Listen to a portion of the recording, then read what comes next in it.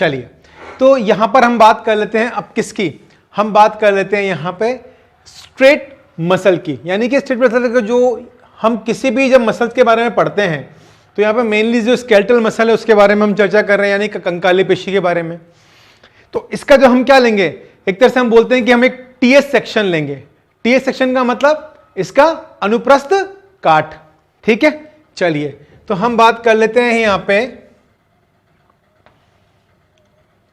Striated muscles की। ठीक है, इसे हम क्या बोल देते हैं,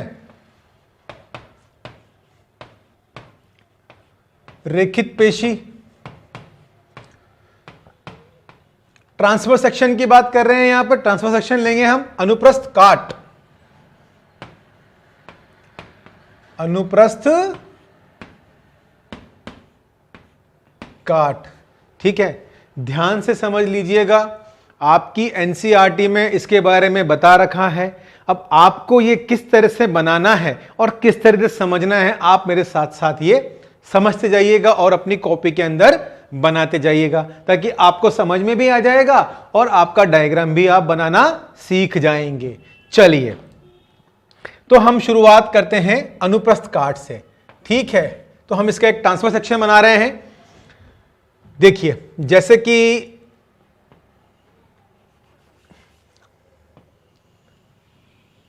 ये हमने बनाई एक कवरिंग।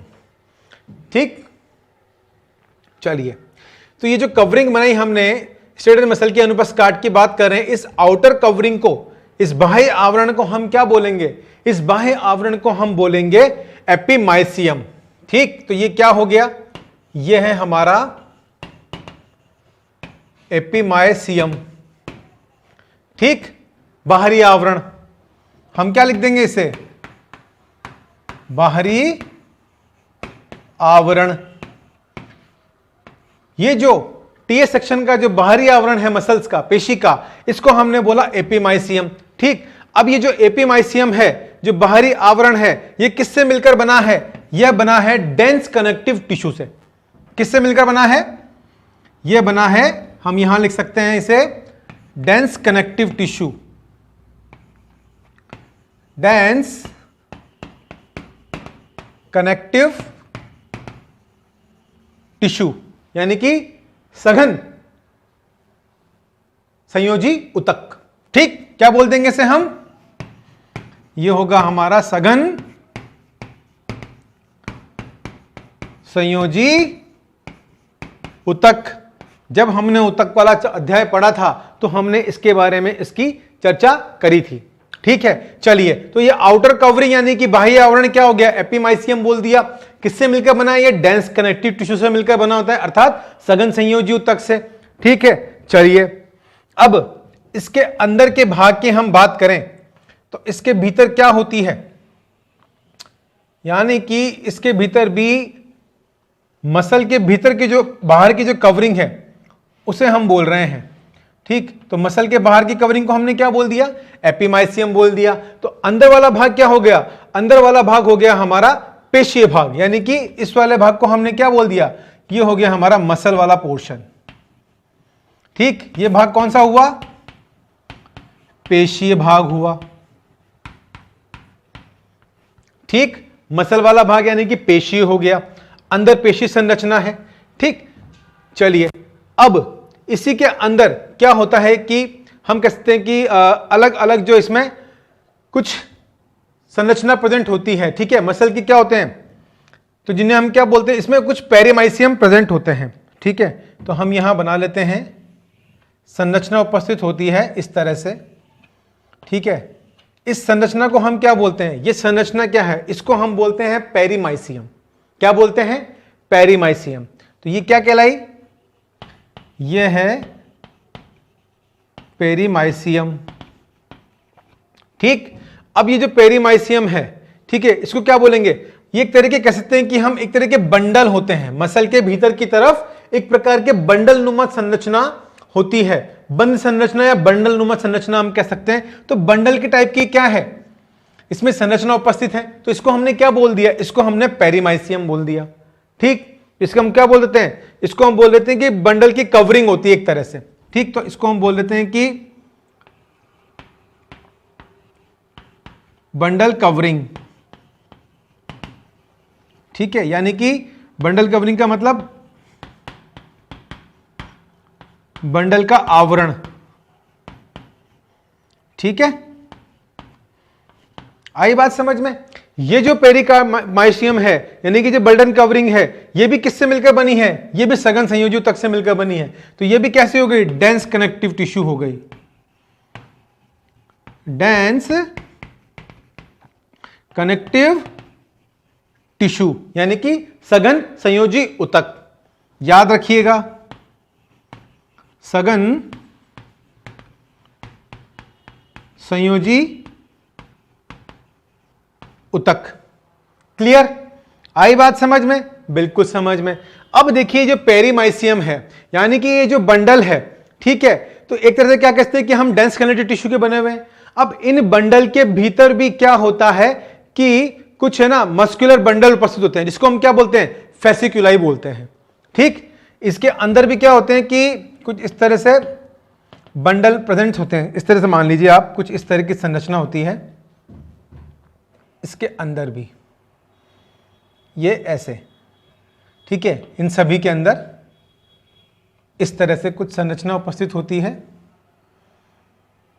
ठीक है। इसको हमने क्या बोल दिया, ये भी क्या होते हैं, मसल के बंडल होते हैं, ठीक। इन मसल के बंडल को हम क्या बोलते हैं, फेसिक्युलाई बोलते हैं। क्या बोलते हैं, फेसिक्युलाई बोलते हैं, ठीक है। आई बात समझ में। तो ये जो बंडल है इनको हमने क्या बोल दिया, ये हैं मसल बंडल, ठीक। इसे हमने क्या बोल दिया, फेसिक्युलाई, फेसिक्युलाई बोल दिया। आगे बात समझ में। चलिए अब देखिए इसी के भीतर क्या होते हैं कि इसी के भीतर हम बात करें तो यहां पे कुछ कोलेजन के बंडल्स भी प्रेजेंट होते हैं। क्या प्रेजेंट होते हैं, कुछ कोलेजन के बंडल्स प्रेजेंट होते हैं इन्हीं के भीतर, कुछ इस तरह से, ठीक है। तो ये आप कहेंगे कि इस प्रकार से कोलेजन के बंडल्स हैं ये, ठीक है। ये इनमें सभी में ये क्या है, ये बंडल प्रेजेंट हैं, ठीक, कुछ इस तरह से। आई बच्चों बात समझ में। इनको क्या बोल दिया हमने, ये क्या है, ये सब क्या है, कोलेजन के बंडल इसमें उपस्थित हैं, ठीक है, ठीक। इसको हमने क्या बोल दिया, ठीक है। तो ये क्या है, फेसिकुलाई है एक तरह से, और इसके अंदर क्या है, मसल फाइबर के हैं। तो ये बंडल जो है पूरे, इनको क्या बोल देंगे, मसल फाइबर या कवरिंग बोल देंगे हम। क्या क्या बोल देंगे इनको हम, ये हो गए मसल फाइबर या कवरिंग।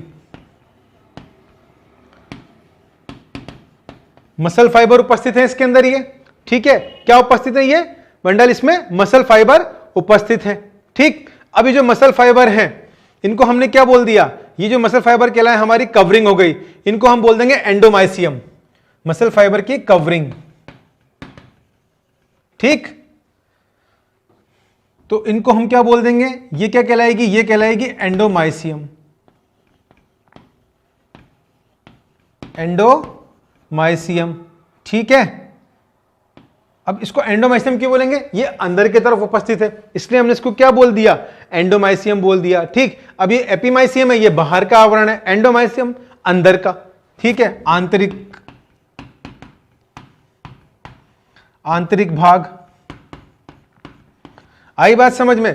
मसल फाइबर की कवरिंग होती है, ठीक है। मसल फाइबर मतलब पेशीय तंतु, ठीक है। तो इसको हम क्या बोलते हैं, ये क्या है, पेशीय तंतु है, ठीक है। पेशी तंतु का आवरण हम लिख सकते हैं, पेशी तंतु का आवरण।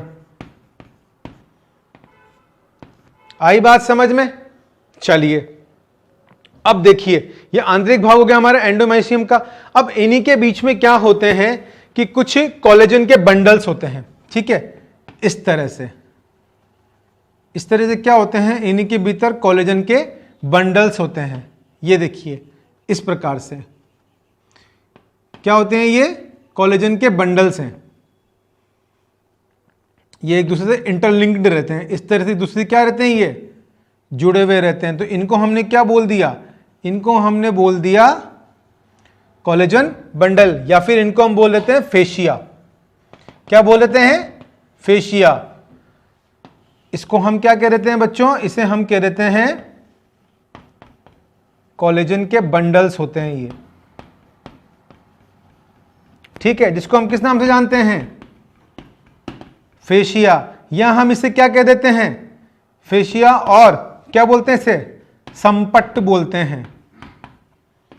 क्या बोलते हैं, संपट्ट इसको हम कहते हैं, इस फेशिया वाले भाग को। ठीक है, आई बात समझ में। तो यहां पर क्या है, आउटर कवरिंग क्या होगा इसका, बाह्य आवरण तो इसका हो गया एपिमाइसियम। फिर इसमें अंदर क्या है, अंदर की जो कवरिंग है वो क्या है, मसल है, यानी कि मसल के बाहर की कवरिंग को हमने क्या बोल दिया, एपिमाइसियम बोल दिया। ठीक, चलिए, और उसके बाद ये मसल वाला भाग हो गया। फिर इसके अंदर क्या होते हैं, कुछ जो बंडल की कवरिंग होती है, कुछ बंडल्स प्रेजेंट होते हैं। ठीक, तो इन बंडल की कवरिंग को हम क्या बोल देते हैं, इनको हम बोल देते हैं पेरीमाइसियम।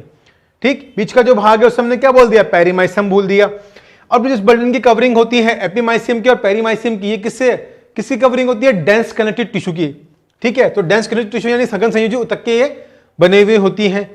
आ गई बात समझ में। अब इसी के भीतर क्या होता है कि जो इसका आउटर भाग होता है इसमें मसल बंडल्स उपस्थित होते हैं, जिनको हम क्या बोलते हैं, फेसिक्यूलाई बोलते हैं। ठीक, चलिए, और अब इसी के भीतर क्या होते हैं, इसी के भीतर आपको पाया जाता है मसल फाइबर की कवरिंग पाई जाती है। किसकी, मसल फाइबर्स, किसमें, कवरिंग उपस्थित होती है। ये जो कवरिंग होती है, पेशी तंतु का जो आवरण होता है, इसको हम क्या बोलते हैं, इसको हम एंडोमाइसियम बोल देते हैं। क्या कह देते हैं इसको हम, एंडोमाइसियम कह देते हैं। और ये जो मसल वाले भाग हैं, यानी कि जो पेरिकार्डियम है, ठीक है, सॉरी पेरीमाइसियम है, ये पेरीमाइसियम क्या है, एक दूसरे से क्या है, इंटरलिंक्ड रहते हैं। किसके द्वारा, कोलेजन बंडल्स के द्वारा, जिन्हें हम क्या बोलते हैं, फेशिया या संपट्ट कहते हैं। आई बात समझ में, क्लियर यहां तक। चलिए, अब देखिए यहां पर जो हमारी एंडोमाइसियम है, ठीक है, ये किससे मिलकर बनी होती है, आंतरिक भाग है। तो ये बताएंगे हम, ये बनी होती है एरियोलर कनेक्टिव टिश्यू से, एरियोलर कनेक्टिव टिश्यू से। ठीक है, किससे बनी होती है, एरियोलर कनेक्टिव टिश्यू से बनी हुई होती है। ठीक, जिससे मतलब क्या बोलते हैं, एरियोलर कनेक्टिव टिश्यू को हम दूसरे नाम से और जानते हैं, क्या बोलते हैं इसको, इसे हम बोलते हैं लूज कनेक्टिव टिश्यू, यानी कि ढीले संयोजी ऊतक, लूज कनेक्टिव टिश्यू, अर्थात ढीले संयोजी ऊतक। ठीक है, कैसे होते हैं ये, ढीले संयोजी ऊतक होते हैं। आई बात समझ में। चलिए, अब देखिए, इन्हीं को हम क्या बोल देते हैं, मसल फाइबर भी बोल देते हैं। ठीक है, तो यहां पे जो भाग है इसी को हम क्या बोल देंगे, यहां पे ये हो गए हमारे मसल फाइबर्स, मसल फाइबर्स इनको हम कह देते हैं। साथ ही साथ इनको क्या कह देते हैं हम, मसल फाइबर्स, और इनको हम बोल देते हैं मायोसाइट्स बोल देते हैं। क्या बोल देते हैं, मायोसाइट्स भी हम इनको कह देते हैं। आई बात समझ में। तो यहां पे क्या हो गया, ये स्ट्रेटेड मसल का पार्ट हो गया। ठीक, अब देखिए यहां पर अगर हम बात करें किसकी, हम यहां पे अगर एक स्टैंड को यहां पर बाहर निकाल कर बात करें, यानी कि एक मसल्स को, एक मसल सेल की बात कर रहे हैं हम, तो अगर एक मसल सेल को हम बाहर निकालें तो किस तरह से उसके अंदर संरचना होगी। देखिए, सपोज कीजिए कि एक मसल सेल है, उसको हम बाहर निकालते हैं। ठीक, तो मान लीजिए आप कि ये आपको विजिबल है ना। ठीक है, तो यहां पे ये मसल सेल बना लेते हैं हम यहां पे, तो कुछ इस प्रकार से। ठीक है, और फिर ये बैंड की बात कर रहे हैं हम। ठीक है, कुछ इस तरह से। ठीक है, तो यहां पे क्या हो गया, हमने एक मसल सेल की बात कर ली, हमने यहां एक मसल सेल को हम बना रहे हैं। ठीक, अब देखिए इसमें जो ये वाला भाग है इसको हमने क्या बोल दिया, यह है सार्कोलेमा। क्या है, सार्कोलेमा। कौन सा भाग है ये? इसका एक क्वेश्चन निकाल के बात कर रहे हैं हम मसल सेल्स की, ठीक है ना। तो मसल सेल में ये वाला भाग कौन सा है? इसको हम बोलेंगे सार्कोलेमा, ठीक।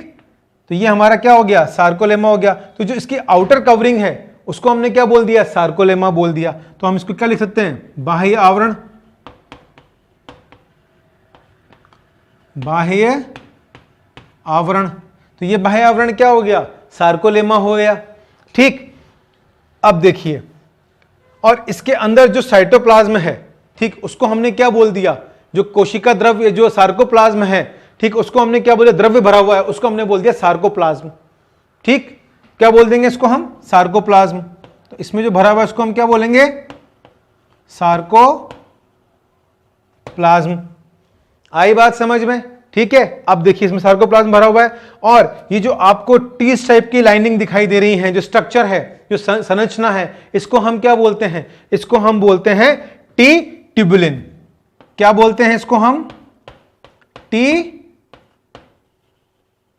ट्यूबुलिन, ठीक है। इसको हमने क्या बोल दिया? इसको हमने टी ट्यूबुलिन बोल दिया।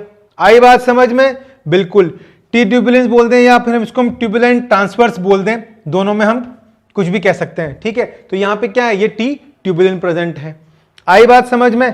चलिए, अब देखिए इसी के भीतर क्या होता है, कुछ रेखित जो है संरचना उपस्थित होती है, ठीक है। स्ट्रेटेड टाइप की लाइंस होती हैं।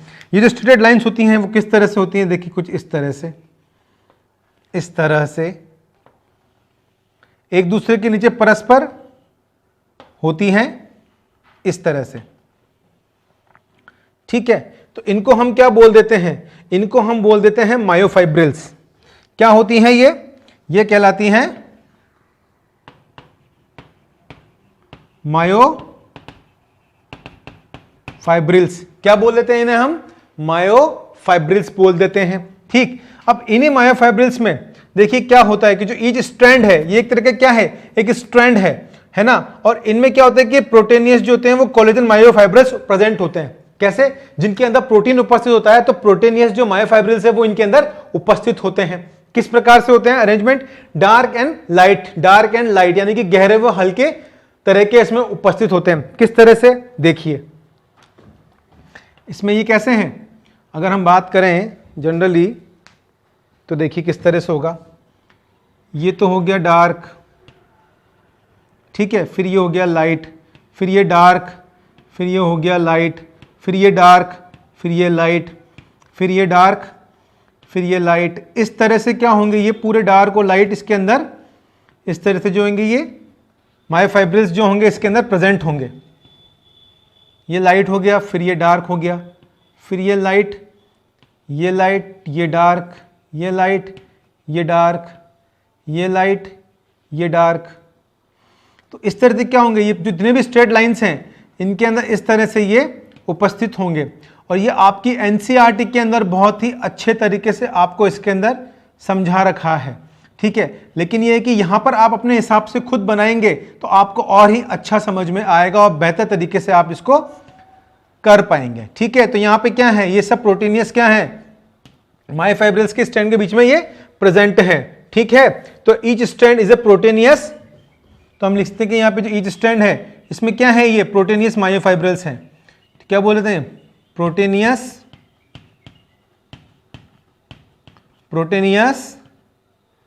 मायोफाइब्रिल्स, ठीक है। यहां पे क्या है? प्रोटीनियस मायोफाइब्रिल्स उपस्थित हैं। आई बात समझ में? बिल्कुल समझ में आई, अच्छे से समझ में आई। चलिए, ठीक है। अब अगर हम इस कंप्लीट को हमने क्या बोला? सार्कोलेमा, ठीक है। तो अब ये जो सार्कोलेमा है, पूरे स्ट्रक्चर को हमने क्या बोला है? सार्कोलेमा बोला है ना। अब इस सार्कोलेमा के एक भाग को अगर हम बाहर निकाल लें तो क्या है? देखिए, ये जो पूरा डायग्राम है इसमें अगर हम सार्कोलेमा को बाहर निकालें तो कुछ इस तरह से क्या होगा? कुछ इस तरह से देखिए आप, ये हमने एक पोर्शन क्या किया? सार्कोलेमा का बाहर ले लिया, ठीक है। इसको हमने क्या बोल दिया? ये क्या है?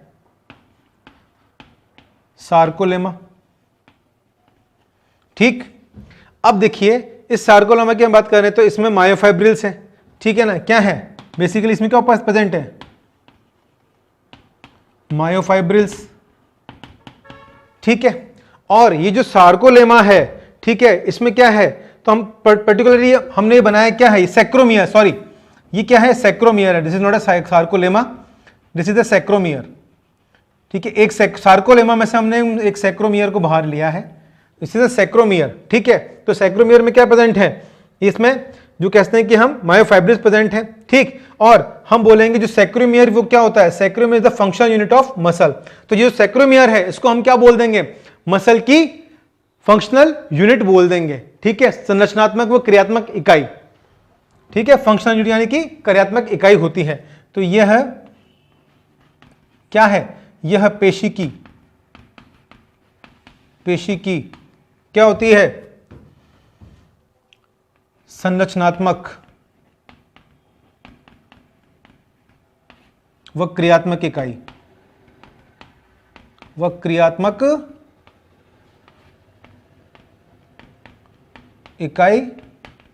होती है, ठीक है। तो हम यहां क्या लिख सकते हैं, हम ये भी बोल सकते हैं कि जो सैक्रोमियर है is a functional unit of muscle.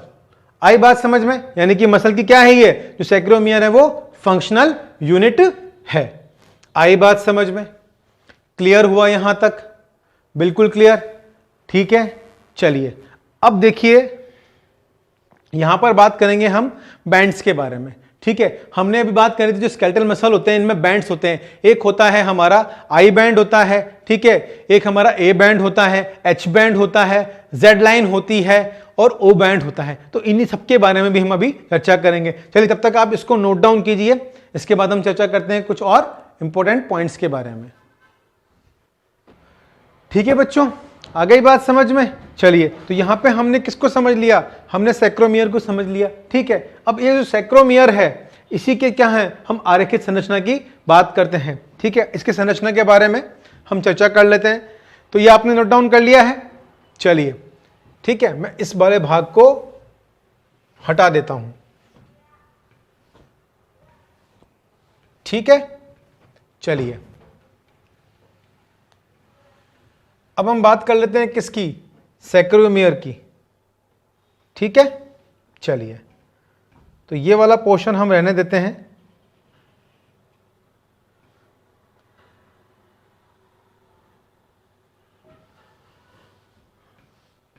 चलिए ठीक है बच्चों।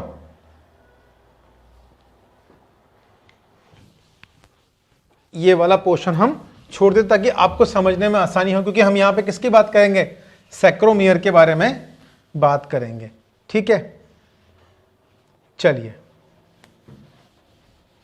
क्लियर, चलिए देखिए अब समझिएगा, यहां पे हम बात कर रहे हैं किसकी, सैक्रोमियर की। तो सबसे पहले जो सैक्रोमियर है, तो यहां पे दो लाइंस की बात करेंगे हम, यहां पे जेड लाइन की, ठीक है।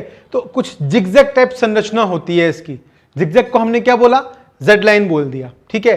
तो जेड लाइन कुछ किस तरह से होगी, देखिए जेड लाइन होगी यहां पर कुछ इस तरह से, 1 2 3 4 5 6, ठीक है, ऐसे हमने बना लिया।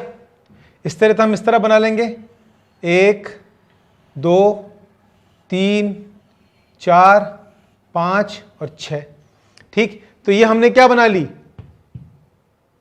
जेड लाइन बना ली, ठीक है। तो इसको हम क्या बोल देंगे, ये हमारी हो गई जिगजैग लाइन, मतलब इसको हमने बोल दिया यहां पर जेड लाइन, ठीक है। तो ये दोनों जेड लाइन हो गई, ठीक है। तो हमने क्या बनाई है यहां पर, 2 जेड लाइन। आई बात समझ में, एक लाइन ये हो गई, एक लाइन ये हो गई, ठीक है। चलिए अब ये जो जेड लाइन है, ठीक है, दोनों जेड लाइन है, इनके बीच में क्या है, इनके बीच वाले भाग को हम क्या कहेंगे, इसके जो बीच वाला भाग है इसको हम कहेंगे सैक्रोमियर। क्या कहेंगे, सैक्रोमियर। तो हम क्या लिख सकते हैं कि जेड लाइन के, दो जेड लाइन के मध्य भाग को क्या कहेंगे हम, सैक्रोमियर कहते हैं, ठीक है। ये दोनों जो जेड लाइन है इनके जो बीच का भाग है इसको हमने क्या बोल दिया, सैक्रोमियर कह दिया, ठीक है, तो हम सैक्रोमियर की बात कर रहे हैं। अब देखिए यहां पे क्या है, यहां पर कुछ फिलामेंट्स प्रेजेंट होते हैं, ठीक है, थिन फिलामेंट कहते हैं हम, ठीक है। तो कुछ फिलामेंट किस तरह से होते हैं, देखिए कुछ इस तरह से बात करें हम, यहां पे थिक फिलामेंट और थिन फिलामेंट होते हैं। तो इनको हम क्या बोलते हैं, कुछ इस तरह से, देखिए ये फिलामेंट होते हैं, ये कुछ इस तरह से, ये और ये, ठीक है, इस तरह से क्या होंगे, यहां पर उपस्थित होंगे, ये फिलामेंट हो गए, ठीक है, ये फिलामेंट हो गए। आई बात समझ में, यानी कि ये जो फिलामेंट है इनको हमने क्या कह दिया, इनको हम यहीं तक कवर अप कर लेते हैं, ठीक है, क्योंकि बीच के भाग में भी हमें यहाँ पर जरूरत पड़ेगी। तो ये जो फिलामेंट हो गए इस तरह से, देखिए, तो इनको हमने क्या बोल दिया, ये जो फिलामेंट है इनको हम क्या बोलते हैं, एक्टिन फिलामेंट।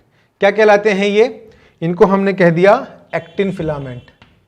क्या हो गए ये, एक्टिन फिलामेंट, ठीक है, यानी कि एक्टिन तंतु बोल दें हम इनको, या एक्टिन फिलामेंट बोल दें। तो ये हो गए हमारे एक्टिन तंतु, ठीक है, आई बात समझ में। चलिए अब देखिए, तो ये तो जेड लाइन हो गई। अब इन दोनों के मध्य में जो सैक्रोमियर है, इसमें क्या प्रेजेंट होती है, बीच में एक एम लाइन प्रेजेंट होती है। क्या होती है, एम लाइन उपस्थित होती है। तो इसको हम क्या बना देंगे, ये इसके बीच में क्या हो गई, एक एम लाइन हो गई, ठीक है, क्या है ये, एम लाइन। आई बात समझ में। तो इसको हमने क्या बोल दिया, ये हो गई हमारी एम लाइन, ठीक। ये दोनों जेड लाइन और इसके बीच में क्या है, सैक्रोमियर, इसमें क्या उपस्थित है, एम लाइन उपस्थित है, ठीक। अब देखिए ये जो एम लाइन है, ठीक, इसको हम क्या बोल देंगे, एक तरह से बोल देंगे कि मायोसिन, ठीक है। तो क्या हो गया, ये वाला भाग किसका हो गया, ये वाला भाग कहलाएगा हमारा मायोसिन का। क्या बोल दिया हमने से, मायोसिन बोल दिया, ठीक। अब इस तरफ का जो भाग है मायोसिन का, ये कैसा है, ये तो भाग जो है वो है थिक फिलामेंट। कैसा है, थिक फिलामेंट है। थिक फिलामेंट से मतलब क्या है, थोड़ा सा मोटा है, यानी कि मोटा तंतु, ठीक है। जबकि जो एक्टिन फिलामेंट हैं, ठीक, वो कैसे हैं, एक्टिन फिलामेंट जो हैं वो हमारे जो जेड लाइन से अटैच्ड होते हैं, ठीक। एक्टिन फिलामेंट किससे अटैच्ड हैं, जेड लाइन से अटैच्ड हैं। दोनों तरफ की जो जेड लाइन है उनसे क्या है, एक्टिन फिलामेंट अटैच्ड है। तो ये जो एक्टिन फिलामेंट होते हैं ये कैसे होते हैं, यह थिन होते हैं, ठीक। तो हम यहां पर बात करें कि ये कैसे हैं, यह थिन फिलामेंट है। एक्टिन की हम बात कर रहे हैं तो ये कैसे हैं, थिन फिलामेंट है, यानी कि पतले तंतु हैं। आई बात समझ में, कैसे तंतु हैं बच्चों, ये पतले तंतु होते हैं, ठीक। चलिए अब देखिए इसी के साथ साथ यहां पर कुछ और लाइंस प्रेजेंट होती हैं, ठीक है। इन लाइंस को हम क्या कह देते हैं, ये जो लाइंस हैं ये कहलाती हैं हमारी ओ लाइंस, ठीक है। इस तरह से देखिए कुछ ये प्रेजेंट होती हैं, ये वाला भाग जो है इसको हम क्या बोल देंगे, एक्टिन और मायोसिन वाला भाग होगा, ठीक है। ये बीच वाला भाग है, दोनों क्या है, एक्टिन और मायोसिन वाला भाग है। तो अगर पर्टिकुलर हम बात करें किसकी, इस भाग की, ठीक है, यहां से लेके यहां तक का, तो यहां से लेके यहां तक का भाग क्या कहलाएगा, ये वाला जो जोन कहलाएगा वो कहलाएगा हमारा आई बैंड। कौन सा जोन कहलाएगा, आई बैंड जोन कहलाएगा, ठीक है, जिसमें क्या है, एक्टिन फिलामेंट उपस्थित हैं, ठीक है। तो इसको क्या बोलेंगे हम, एक्टिन तंतु उपस्थित। आई बात समझ में। यहां पे क्या है, इस आई बैंड में एक्टिन फिलामेंट है, इस तरफ भी ये वाला जो भाग है, ये जो पोर्शन है आपका ये वाला, इस वाले भाग की भी हम बात करें तो इस वाले भाग में भी क्या है, आई बैंड है, ठीक है। यहां भी क्या होंगे, एक्टिन फिलामेंट प्रेजेंट होंगे, एक्टिन एक्टिन फिलामेंट प्रेजेंट है, ठीक है। अब देखिए, अब इन दोनों तरफ में जो है आई बैंड प्रेजेंट है। अब जिसके मध्य का भाग है, बीच वाला भाग है, ठीक है ना, तो इस वाले भाग की हम बात करें तो ये वाला भाग क्या है, ये वाला तो हमारा क्या हो गया, ओ पोर्शन, ये भी ओ वाला भाग, और ये बीच वाला भाग है इसको हमने क्या बोला, एच बोला, यानी कि ये भाग और ये भाग। लेकिन ये वाला जो भाग होगा बीच का, इसको हमने क्या बोला, ये जो एच वाला भाग है इसको हमने बोल दिया यहां पर ए बैंड। क्या बोल दिया हमने इसको, यहां पे ए बैंड बोल दिया, ठीक है। अब इसको हमने ए बैंड बोला तो इसके यहां पे क्या है, एक्टिन और जो मायोसिन है वो दोनों क्या है, यहां पर उपस्थित है, तो इसीलिए हमने इसको क्या बोल दिया, ए बैंड बोल दिया। तो यहां पर क्या है, एक्टिन प्लस मायोसिन, ठीक है। एक्टिन व मायोसिन क्या है, दोनों प्रेजेंट हैं, तो इस वाले ऑप्शन को हमने क्या बोल दिया, ए बैंड बोल दिया। आई बात समझ के अंदर, ठीक है। अब देखिए यहां पर जो ओ बैंड है ना, इस पर एक्टिन और मायोसिन दोनों बैंड प्रेजेंट होते हैं, तो हमने यहां पे क्या लिखा, एक्टिन प्लस मायोसिन, क्योंकि ओ बैंड पर या ओ पर हम लिख दें, ओ पर यहां दोनों एक्टिन व मायोसिन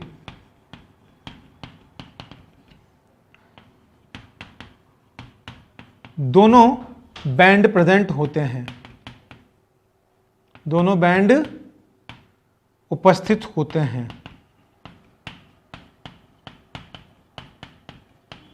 ठीक है। तो यहां पे देखिए इस वाले पोर्शन पे क्या है कि दोनों ओ वाले पे वे एक्टिन भी प्रेजेंट है और मायोसिन भी प्रेजेंट है, यानी कि दोनों जो तंतु हैं, ठीक है, एक्टिन तंतु और मायोसिन तंतु, ये दोनों जो बैंड हैं, दोनों बंद है, यहां पर ये ओ पर उपस्थित होते हैं, इसीलिए हमने इसको क्या बोल दिया, ए बैंड हमने इसे बोल दिया, ठीक है। आई बात समझ में। तो अब जो ये जेड लाइन है, इन दोनों के मध्य के भाग को हमने क्या बोला, सैक्रोमियर बोला, और जो एक्टिन फिलामेंट है वो जेड लाइन से क्या होता है, अटैच्ड होता है। ये देखिए जो एक्टिन फिलामेंट है वो किस लाइन से अटैच्ड है, दोनों तरफ जेड लाइन से ये अटैच्ड होता है, ठीक। और इनके मध्य में जो क्या है, सैक्रोमियर है, और सैक्रोमियर में जो स्ट्रेट लाइन है जो पिंक कलर से हमने डिनोट की है, ये कौन सी लाइन है, इसे हम बोलते हैं एम लाइन, ठीक। यहीं पे पास में जो क्या है, इसके दोनों तरफ क्या है, ओ पर यहां पे एक्टिन व मायोसिन दोनों आके मिल रहे हैं, ठीक। तो इस एक्टिन और मायोसिन वाले बैंड को दोनों को मिला के हमने क्या बोल दिया, ए बैंड बोल दिया। आई बात समझ में, क्लियर हुआ यहां तक, ठीक है। तो यहां पर क्या किया हमने, पूरा जो ये भाग है, ठीक, इसको हमने समझ लिया। हमने यहां पर एक सैक्रोमियर के निकाल के उसमें जो एक्टिन फिलामेंट है, थिन फिलामेंट और थिक फिलामेंट है, मायोसिन एक्टिन किस तरह से वर्क कर रहे हैं, किस तरह से उसमें बैंड बन रहे हैं, आई बैंड है, एच बैंड है, ठीक है, यानी कि ए बैंड है, इन दोनों बैंड की हमने बात करी थी, ठीक। आई बैंड कैसा था और ए बैंड कैसा था। आई बैंड तो हमारा कैसा है कि जो हमने डार्क बैंड की बात करी थी, ठीक है ना, एक तो डार्क बैंड होता है और एक लाइट बैंड होता है। तो डार्क बैंड कौन सा है, हमारा ए बैंड है, और जो लाइट बैंड है वो कौन सा है, हमारा आई बैंड है। तो यहां पे एक सैक्रोमियर के अंदर हमने इसकी बात कर ली। आई बात समझ में। चलिए तो देखिए आज के लेक्चर में हमने कंप्लीटली जो है मसल्स के बारे में बात कर ली, और मसल के जो अनुप्रस्थ काट है उनके बारे में हमने चर्चा कर ली। मसल में हमने तीनों प्रकार के मसल के बारे में चर्चा कर ली, यानी कि पेशियों के बारे में, हमारी जो कंकाली पेशी यानी कि स्केलेटल मसल थी उसके बारे में हमने चर्चा करी, जो कि हमारे साथ में जो क्या होती है कि वॉलंटरी होती है, हमारे कंट्रोल के अंदर होती है। जब भी हम मूवमेंट करवाते हैं तो मूवमेंट क्या होता है, स्केलेटल मसल के द्वारा होता है, ठीक है। इस पर दो तरह के बैंड की हमने बात करी, जो मुख्य रूप से हमने अभी चर्चा कर ली है, आई बैंड और ए बैंड के बारे में, ठीक। उसके बाद हमने बात करी कार्डियक मसल्स की, ये हृदय की जो मायोकार्डियम है उसमें प्रेजेंट होती है, तक उसके भाग को बनाती हैं, ठीक है। और इन पे क्या होता है, हमारा कोई कंट्रोल नहीं होता है। कैसी होती है ये इनवॉलेंट्री होती हैं, ठीक। चलिए, और उसके बाद हमने बात करी थी किसकी, तीसरी हमने बात करी थी हमारी स्मूथ मसल्स की, यानी कि चिकनी पेशियों की, ठीक है। जो हमारे शरीर की जो विसरल ऑर्गन से, इंटरनल ऑर्गन से, उनकी जो लाइनिंग्स होती हैं उसमें ये मतलब उस अंदर आंतरिक अंगों में ये उपस्थित होती हैं स्मूथ मसल्स, ठीक है। आई बात समझ में। इसमें भी क्या होता है कि हमारा कोई कंट्रोल नहीं होता है, इनवॉलेंट्री होती है। आई बात समझ में आपको। चलिए, तो इस प्रकार तीनों हमने पेशियों के बारे में चर्चा कर ली, और उनको डायग्राम की सहायता से यानी कि उनकी संरचना बनाकर आंतरिक जो अनुप्रस्थ काट है, टीएस सेक्शन लेकर हमने समझ भी लिया, ठीक है बच्चों। तो आज के अध्याय में, आज की इस अध्याय में हमने इतना कुछ कवर अप कर लिया है। तो आज के लेक्चर में बस इतना ही। अगले लेक्चर में, अगली कक्षा में हम बात करेंगे इसके कुछ और आगे के महत्वपूर्ण बिंदुओं के बारे में। तब तक के लिए धन्यवाद।